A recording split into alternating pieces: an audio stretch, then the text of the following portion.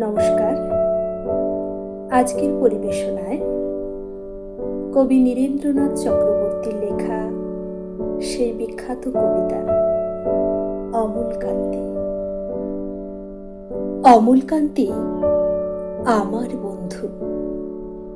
স্কুলে আমরা একসঙ্গে পড়তাম। রোজ দেরি করে ক্লাসে আসতো, পড়া পারত না। শব্দরূপ জিজ্ঞেস করলে এমন অবাক হয়ে জানলার দিকে তাকিয়ে থাকতো যে দেখে ভারী কষ্ট হতো আমাদের। আমরা কেউ মাস্টার হতে চেয়েছিলাম, কেউ ডাক্তার, কেউ উকিল।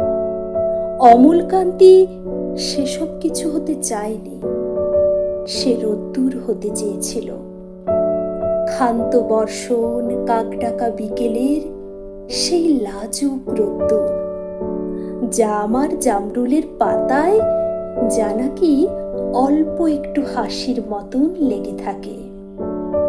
আমরা কেউ মাস্টার হয়েছি, কেউ ডাক্তার, কেউ উকিল। অমলকান্তি রোদ্দুর হতে পারেনি। সে এখন অন্ধকার একটা ছাপাখানায় কাজ করে। মাঝে মধ্যে আমার সঙ্গে দেখা করতে আসে, চা খায়, এটা ওটা গল্প করে, তারপর বলে, উঠি তাহলে। আমি ওকে দরজা পর্যন্ত এগিয়ে দিয়ে আসি।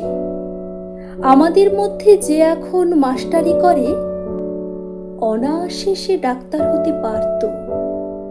যে ডাক্তার হতে চেয়েছিল, উকিল হলে তার এমন কিছু ক্ষতি হতো না। অথচ সকলেরই ইচ্ছে পূরণ হলো এক অমলকান্তি ছাড়া। অমলকান্তি রোদ্দুর হতে পারেনি। সেই অমলকান্তি রোদ্দুরের কথা ভাবতে ভাবতে ভাবতে ভাবতে যে একদিন রোদ্দুর হতে চেয়েছিল।